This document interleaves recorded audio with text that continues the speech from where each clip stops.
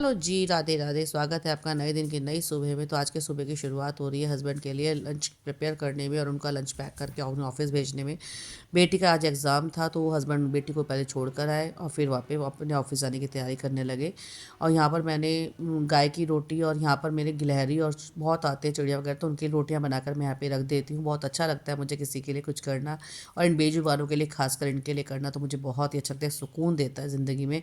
फिर husband office चले गए थे, मैं यहाँ पे किचन की सफाई वगैरह करने में आ गई थी। किचन की सफाई वगैरह मैं क्लीन करने लगी।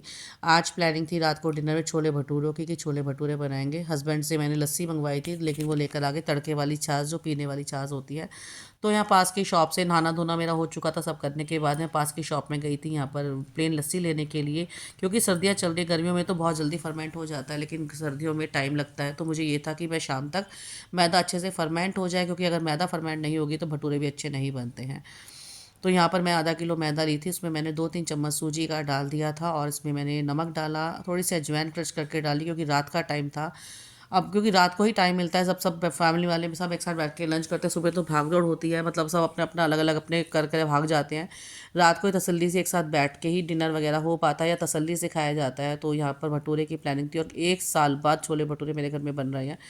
तो यहाँ पर मैंने सारा मैदा को अच्छी तरीके से छाछ लस्सी में ही मला था, मैंने पानी का बिल्कुल भी यूज़ नहीं करा था। उससे उसका टेस्ट बहुत अच्छा आता है, फर्मेंट भी बहुत जल्दी होते हैं।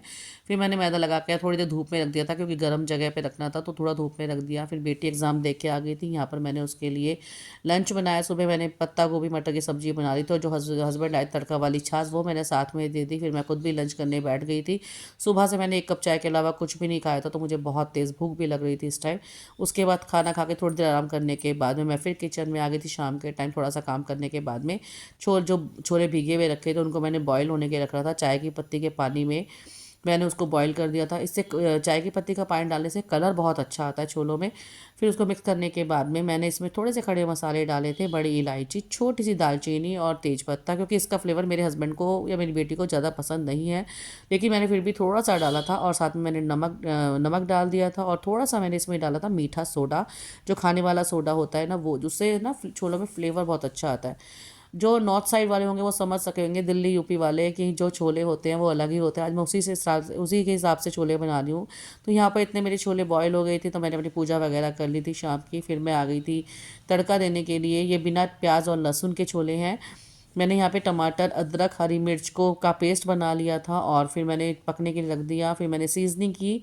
इसमें मैंने डाला था नमक, लाल मिर्ची, हल्दी, थोड़ा सा नमक डाला क्योंकि हमने बॉईल करने में भी नमक डाला था। और साथ में मैंने डाला था होममेड चना मसाला। कलर देखिए छोले का कितना अच्छा आया, बिल्कुल मार्केट जैसे छोले लग रहे थे। और फिर मैंने छोलों को इसमें पकने के लिए जोड़ दिया। जब मेरे छोले बन गए उसमें मैंने इमली का पानी भी डाल दिया था। देखिए बिल्कुल क्रीमी क्रीमी छोले बने थे और बहुत ही टेस्टी थे। हस्बैंड कह रहे थे मतलब 1 साल बाद छोले भटूरे खा रहे थे ना।